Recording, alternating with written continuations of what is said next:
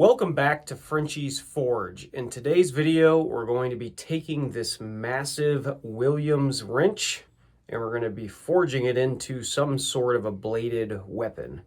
I'm really not sure exactly how this is going to go, as I have never turned a wrench into a blade, but I kind of have an idea of what I want to do. And I think instead of just explaining it, we're just going to throw it in the forge and I'll show you. Let's go ahead and heat up the forge and get this sucker rolling.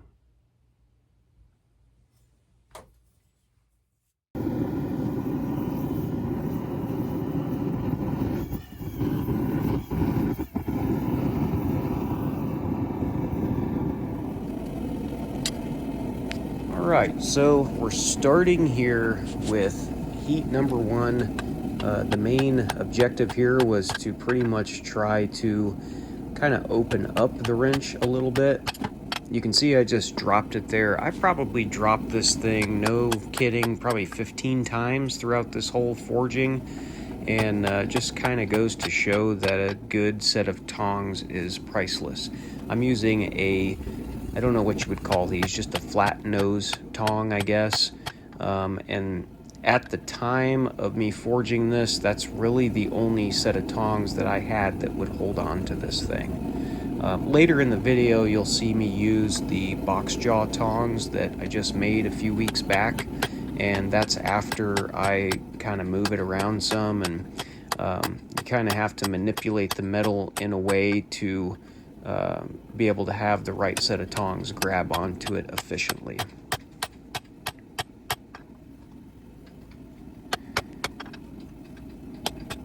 Here, I'm pretty much just trying to concentrate on getting the material to lengthen some, and I decide to use the spring fuller tool. And if you watch my videos, you've seen me use this before. This is just a homemade thing that I kind of came up with, and it does work pretty good. You've got the two radiuses of the sucker rod that I use that helps squish the material out lengthwise. And it's good because you can get really precise blows. You just stick the material into the spring fuller tool where you want it to be squished and hit it hard, and it really does work pretty well.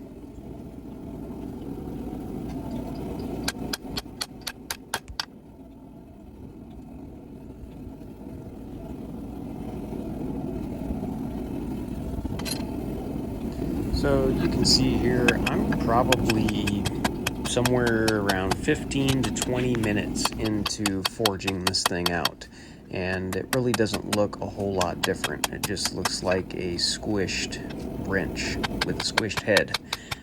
Forging is really cool, and I like it a lot, but it does take a while to get used to, you know, how metal moves. And when you're hitting it in real time, it doesn't move a whole lot unless it's incredibly hot and you hit it really, really hard. So, you know, this is kind of a sped up version so you can see it moving a little bit quicker and so that the video is not an hour long. But, you know, if it's something that you haven't done before, it seems like when you're in the moment that it doesn't go very fast. And I mean, in all honesty, it's kind of true. It's kind of a slow moving process. Now that's not always true for every bit of forging, but for a thick wrench like this, that's definitely the case.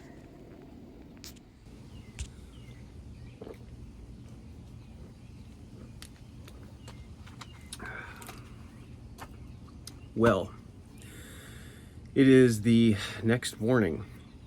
I had to stop yesterday because I ran out of propane, and we really didn't make it very far. Made about 30 minutes of forging, and this is what we're left with. Pretty cool blade, brother. Oh, so glad I checked out your video. I have a lot of work to do still. So I just thought I would run over kind of the idea of what I had real quick.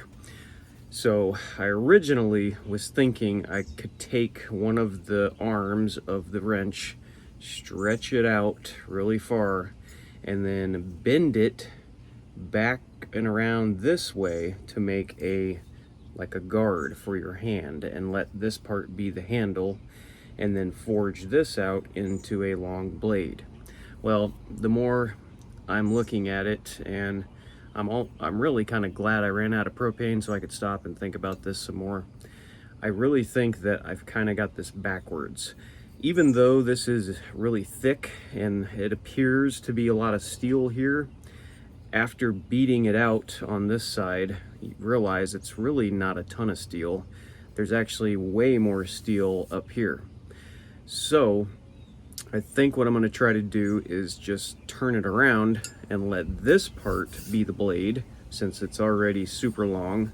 And I'm going to somehow try to figure out how to get this section smushed down, and then have it be the handle back here, and still try to incorporate this as a guard.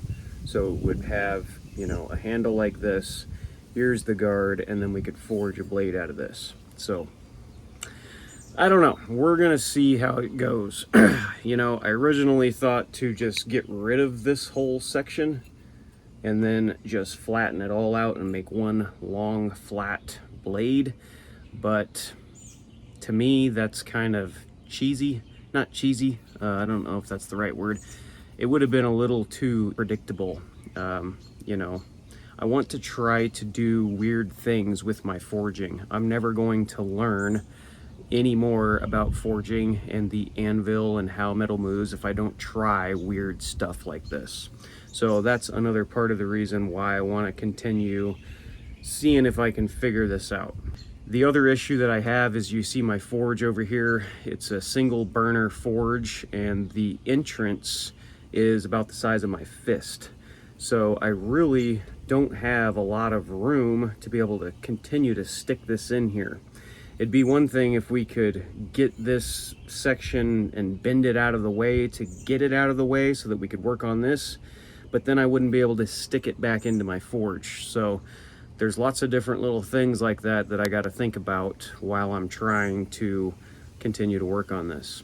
Anyway, thought I would just yeah, let you in on the plan for the day, and we'll see what happens. If I can kind of figure it out, then hopefully we'll be able to turn this into the idea that's in my brain.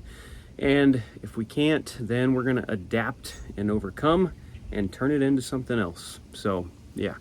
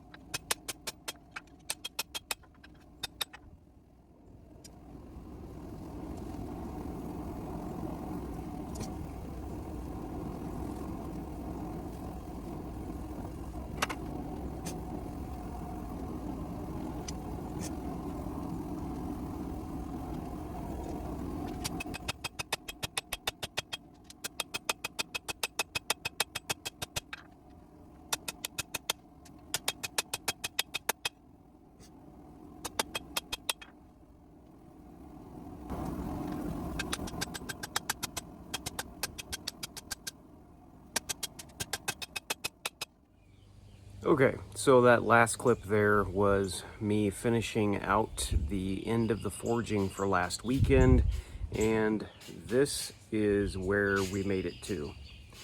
So yeah, still got quite a bit of work to do with this, but it's starting to look like what I was shooting for. Here's a kind of a quick sketch of what we're going for when it's all said and done. Something along these lines. May not look exactly like this, but now it is the following Saturday from the last clip, so it's been an entire week since I've been able to work on this. But I have a little bit of time slotted out this morning to do some more forging. So we're going to throw it in and we're going to continue beating this out. The main goal for today is to hopefully finish all the forging and get this thing into a good shape. We're going to hit the bevels in. I started to kind of thin out the bevels. Still a lot of meat in the tip, and there's still a lot of work to do around this ricasso area, but I'm hoping that we can accomplish that today. The other thing I need to think about is the overall length. My quench tank is not very deep. So right now, if we were to stick it in, the oil would probably come up to here. So I probably have this much more to extend the length, probably 4 inches or so. So I'm gonna have to keep that in mind. I wanted to make this thing really long, but with the equipment and stuff I have right now, we're gonna need to keep it pretty short. So something maybe like that when it's all done. Anyway, enough blabbing. Let's throw it back in the forge and continue at it.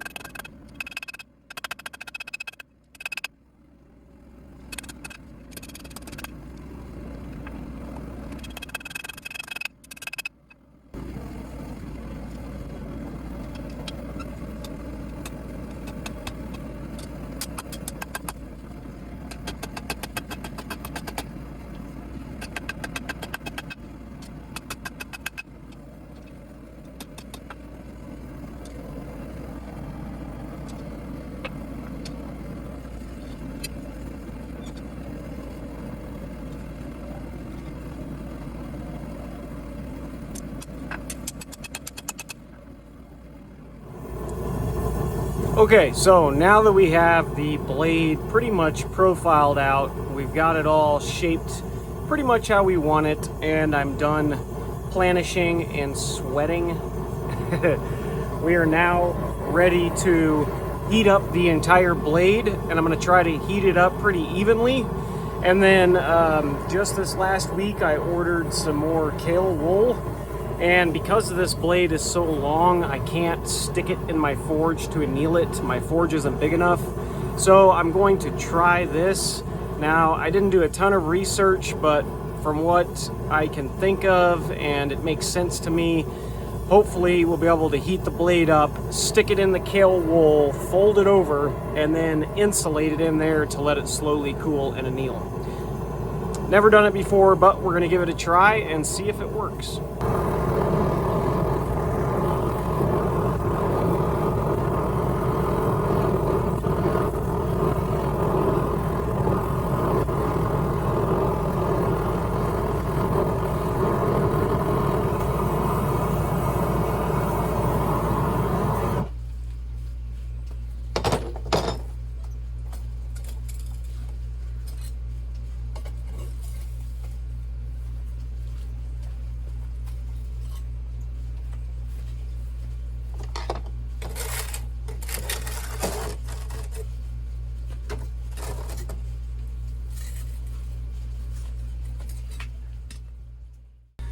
And there we go. Now we've got that part done. I got my kid calling me, so I'm gonna go do some dad stuff while this cools down, and then we'll be back at it. What's up, my dude? Hey, Dad. Yeah. Can I go get some McDonald's? Some McDonald's? Yeah. What kind of Mickey D's do you want? Chicken nuggets. Chicken nuggets? A Happy Meal. He wants a Happy Meal. He wants some Chicky Nuggy Happy Meal. That sounds good. Let's go get some Chicky Nuggy Happy Meal. And French fries. And French fries? You gonna say hi? Hi. Be back in a bit. All right, so we got our short sword annealed, and now that it has cooled down, I think that looking at it, we're gonna be able to make a really cool blade out of this. Definitely turned out better than expected. I spent a lot of time in forging this thing. I started this project 2 weeks ago, and I really only have time to forge on the weekends for the most part. Anyway, yeah, it's been a couple weeks in the making, but I think it turned out great. I did spend quite a bit more time in the kind of shaping it and planishing it, and it's something that I'm really trying hard to work on. Is just kind of the finishing aspect of forging. So I'm trying to find the lens. There it is. You can see it's pretty well dead straight, which is awesome. And get up close here on the spine. It's not perfect, but compared to some of the other blades that I have forged, it's pretty good. Definitely a step in the right direction, that's for sure. It does have kind of a slight taper from the spine anyway, from being a little bit thicker back here and then moving up thinner as it gets to the tip. The handle, I'll have to kind of think about how I'm going to do the handle. I originally thought maybe I'd do a full tang, but with the shape that we got going on now, I might have to rethink that. May do a hidden tang. I'm not 100% sure yet. But anyway, at least we got the forging part done, and I figured I would go ahead and make this like a 2-part video. We're already 25 plus minutes into this one. I really didn't want to skip any of the clips, just so that you guys could kind of see the process and you could see this thing take shape. And you know, I think it's cool to be able to see the full transition from a wrench into, you know, a sword. This is the end that I ended up cutting off and didn't really need, but this is some good steel, and we could potentially make another blade out of this in the future. Part 2 will be grinding in the bevels and figuring out the handle material, doing a lot of the work with the you know, cleaning this up, getting it to look good, and then heat treating everything and finalizing the entire blade in part 2. So make sure to be on the lookout for that. It might take me a few more weekends to run through that work, but I'm excited to finish this thing out and see what it becomes. I really appreciate you guys watching. I've had a lot of really great interactions with people lately in the comments, and people subscribing to the channel and pretty much cheering me on to continue making stuff, which is awesome. I really like to see that. I really like interacting with people, and really just, it's a great community, and you guys are the reason why that is so. I hope you enjoyed the build video, part 1 of the short sword, and look forward to seeing you guys in the next episode. Take care.